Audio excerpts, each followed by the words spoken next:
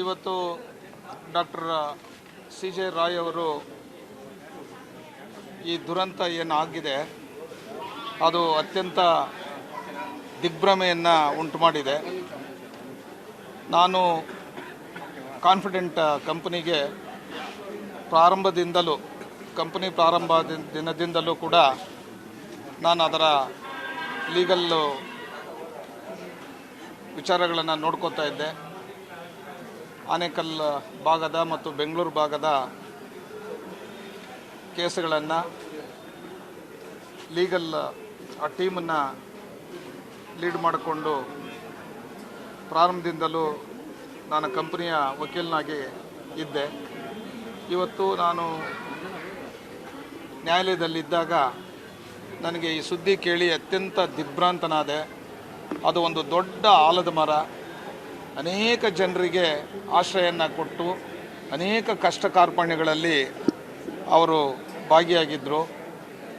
Confident CJ ರಾಯರು ಅಂತಂದರೆ ಆ ಪೆಂಡಮಿಕ್ ಸೀಸನಲ್ಲೂ ಕೂಡ ಮನುಷ್ಯನನ್ನು ಮುಟ್ಕೊಳ್ಳೋಕ್ಕಾಗದೇ ಇರತಕ್ಕಂಥ ಆರ್ಥಿಕ ಸ್ಥಗಿತದಲ್ಲೂ ಕೂಡ ತನ್ನ ಸಿಬ್ಬಂದಿ ವರ್ಗಕ್ಕೆ ಯಾವತ್ತೂ ಕೂಡ ಅವರು ಸಂಬಳಗಳನ್ನು ಕೊಡದೇ ಇರ್ತಾ ಇರಲಿಲ್ಲ. ಎಂಟೈರ್ ಸಂಬಳಗಳನ್ನು ಅವರು ಕೊಟ್ಟು ಅನೇಕ ಸಿಬ್ಬಂದಿಗಳ ಕಷ್ಟಗಳಲ್ಲಿ ಭಾಗಿಯಾಗಿದ್ದಂಥ ಒಂದು ದೊಡ್ಡ ಆಲದ ಮರ ಇವತ್ತು ಅವರನ್ನು ಕಳ್ಕೊಂಡಿರ್ತಕ್ಕಂಥದ್ದು. ಅನೇಕ ಅವರನ್ನು ನಂಬಿದ್ದಂಥ ಕುಟುಂಬಗಳು ಇವತ್ತು ಒಂದು ಅನಾಥ ಪ್ರಜ್ಞೆ ಕಾಡ್ತಾ ಇದೆ. ನನಗಂತೂ ವೈಯಕ್ತಿಕವಾಗಿ ತುಂಬ ನೋವಿನಲ್ಲಿದ್ದೀನಿ. ಮಾತುಗಳು ಬರ್ತಾ ಇಲ್ಲ, ನಂಬೋಕೆ ಆಗ್ತಾ ಇಲ್ಲ. ಇವತ್ತು ಆಗ್ತಾ ಇರೋದು ಅದು ಒಂದು ಸಮಾಜದ ಒಂದು ಅಸೆಟ್ ಅದು. ಆದರೆ ಇವತ್ತು ಅವರು ಈ ರೀತಿ ಆಗಿರೋದು ಸಮಾಜಕ್ಕೆ ತುಂಬಲಾರದ ನಷ್ಟ. ಅವರನ್ನು ನಂಬಿರ್ತಕ್ಕಂಥ ಅನೇಕ ಕುಟುಂಬಗಳಿಗೆ ತುಂಬ ಲಾಸು. ನಮ್ಮ ಕುಟುಂಬದ ಒಬ್ಬ ಸದಸ್ಯರನ್ನು ಕಳ್ಕೊಂಡಂತೆ ಇವತ್ತು ನಮಗೆ ತುಂಬ ನೋವಾಗ್ತಾ ಇದೆ. ಅದು ತುಂಬಲಾರದ ನಷ್ಟ ಅಂಥೇಳಿ ನಾನು ಭಾವಿಸಿದ್ದೇನೆ. ಸಾರಿ ನೋಡಿ, ಅದೆಲ್ಲನೂ ಅದೇನೋ ಅವ್ರಿಗೆಲ್ಲ ಅವರು ಒಂದು ದೊಡ್ಡ ಧೈರ್ಯವಂತ, ಅವೆಲ್ಲ ಅವ್ರಿಗೆ ಮ್ಯಾಟ್ರೇ ಅಲ್ಲ ಅದು.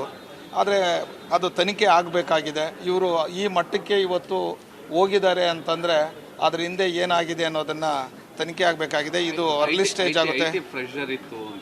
ಬಹುಶಃ ಇರ್ಬೋದೇನೋ ಅದು ಮುಂದಿನ ದಿನಗಳಲ್ಲಿ ಅದು ಗೊತ್ತಾಗ್ತೈತೆ. ಅವರ ಕುಟುಂಬ ವರ್ಗ ಅದನ್ನು ಹೇಳ್ತಾರೆ. ಇರ್ಬೋದು, ಆಗಿತ್ತು ಅಂತ ನಾವು ಕೇಳ್ಪಟ್ಟಿದ್ವಿ. ಆದರೆ ಇವತ್ತಿನ ರೈಡು ಏನಾಗಿದೆ ಅದು ಅತ್ಯಂತ ಪ್ರೆಷರ್ ಮಾಡಿದ್ರು ಅಂಥೇಳಿ ಕೇಳ್ಪಟ್ಟೆ. ನಾನು ಅತ್ಯಂತ ಪ್ರೆಷರ್ ಕೊಟ್ಟರು ಅಂತೇಳಿ ಕೇಳ್ಪಟ್ಟೆ. ಅದು ತನಿಖೆಯಿಂದ ಗೊತ್ತಾಗಬೇಕು. ಮಧ್ಯಾಹ್ನದ ಮಂತ್ರ ಬಂತಂತೆ ಅಂತೇಳಿ ಇರ್ಬೋದು. ನಮಗೂ ಕೂಡ ನಾನು ಕೋರ್ಟಲ್ಲಿದ್ದಾಗ ಸುದ್ದಿ ಈ ರೀತಿ ಬಂತು. ಆಮೇಲೆ ಕೇಳ್ಪಟ್ಟೆ. ಕಳೆದ 22ನೇ ತಾರೀಕು ಕೊನೆಯದಾಗಿ ನಮ್ಮ ಹತ್ರ ಮಾತಾಡಿದ್ರು. ಯಾವುದೋ ಕೇಸ್ ವಿಚಾರದಲ್ಲಿ ಅಪ್ಡೇಟ್ಸ್ ಕೇಳಿದ್ರು. ಅಪ್ಡೇಟ್ಗಳು ಹೇಳಿದ್ವಿ.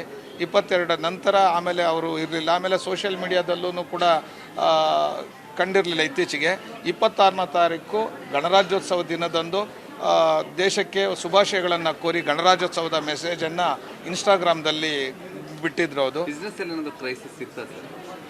ಅದು ವೈಯಕ್ತಿಕವಾಗಿ ನಮ್ಗೆ ಗೊತ್ತಿಲ್ಲ. ಯಾಕಂದರೆ ನಾವು ಲೀಗಲ್ ಟೀಮನ್ನ ಲೀಡ್ ಮಾಡ್ತಾ ಇದ್ದಿದ್ದರಿಂದ ಆ ಲೀಗಲ್ ವಿಚಾರಗಳನ್ನ ನಾನು ಮಾತಾಡ್ಬೋದಷ್ಟೇ. ಮಿಕ್ಕಿದ ವಿಚಾರಗಳು ನನಗೇನು ಅದರ ಬಗ್ಗೆ ಮಾಹಿತಿ ಇಲ್ಲ. ಇವತ್ತು IT ಆಫೀಸರ್ಸ್ ಪ್ರೆಷರ್ ಜಾಸ್ತಿ ಆಗಿತ್ತು ಅಂತ ಹಂಗೆ ಕೇಳ್ಪಟ್ಟೆ. ನಾನು ಆ ಥರ ಕೇಳ್ಪಟ್ಟೆ.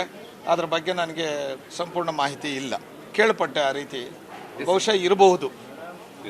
Thank you.